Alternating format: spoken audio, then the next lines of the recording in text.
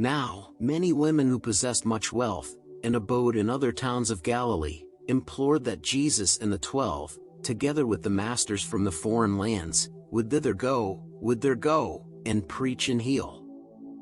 Among these anxious ones were Mary Magdalene, who was obsessed by 7 homeless spirits of the air, which had been driven out by the omnific, all-creating, word which Jesus spoke.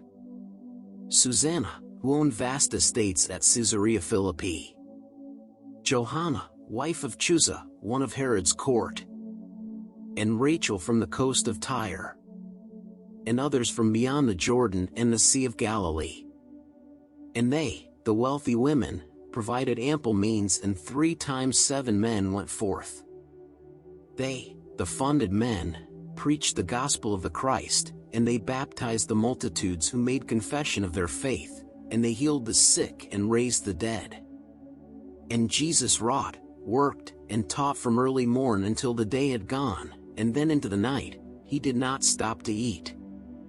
His friends became alarmed lest he should fail from loss of strength, and they laid hold of him and would, by force, have taken him away to a place of rest. But he, that is, Jesus, rebuked them not. He said, "Have you not read that God will give his angels charge concerning me? That they would hold me fast and suffer not that I should come to want? I tell you, men, while I am giving out my strength unto these anxious, waiting throngs, I find myself at rest within the arms of God, whose blessed messengers bring down to me the bread of life." There is a tide just once in human life. These people now are willing to receive the truth. Their opportunity is now, our opportunity is now. And if we do not teach them while we may, the tide will ebb. They may not care again to hear the truth. Then tell me, who will bear the guilt? And so he taught and healed. Among the multitudes were men of every shade of thought. They were divided in their views concerning everything that Jesus said. Some saw in him a god, and would have worshipped him, and others saw in him a devil of the nether world, and would have cast him in a pit. And some were trying hard to lead a double life, like little lions of the ground that take upon themselves the color of the thing they rest upon. These people without anchorage of any sort, are friends or foes that seem to serve them best. And Jesus said, "No man can serve 2 masters at a time, no man can be a friend and foe at once. All men are rising up, or sinking down, are building up, or tearing down. If you are gathering not the precious grain, then you are throwing it away.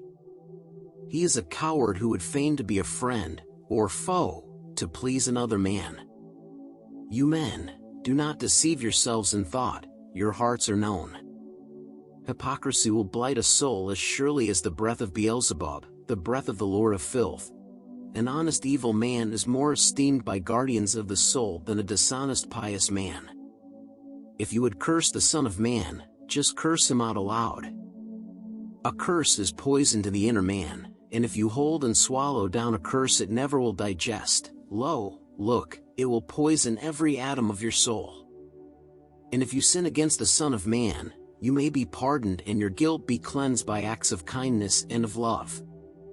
But if you sin against the holy breath by disregarding her when she would open up the doors of life for you, by closing up the windows of the soul when she would pour the light of love into your hearts, and cleanse them with the fires of God, your guilt shall not be blotted out in this, nor in the life to come.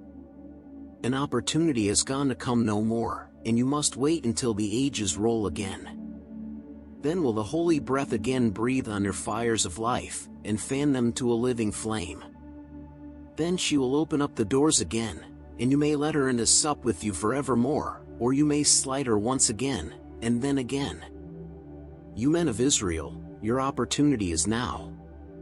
Your tree of life is an elusive tree. It has a generous crop of leaves, its boughs hang low with fruit. Behold, your words are leaves, your deeds the fruit. Behold, for men have plucked the apples of your tree of life, and found them full of bitterness, and worms have eaten to the core. Behold that fig tree by the way so full of leaves and worthless fruit. Then Jesus spoke a word that nature spirits know, and lo, look, the fig tree stood a mass of withered leaves. And then he, Jesus, spoke again, Behold, for God will speak the word, and you will stand a withered fig tree in the setting sun.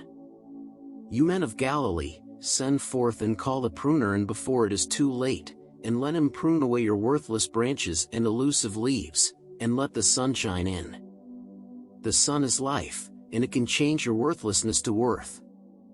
Your tree of life is good, but you have nurtured it so long with dews of self, and mists of carnal things that you have shut the sunshine out. I tell you, men, that you must give account to God for every idle word you speak and every evil deed you do.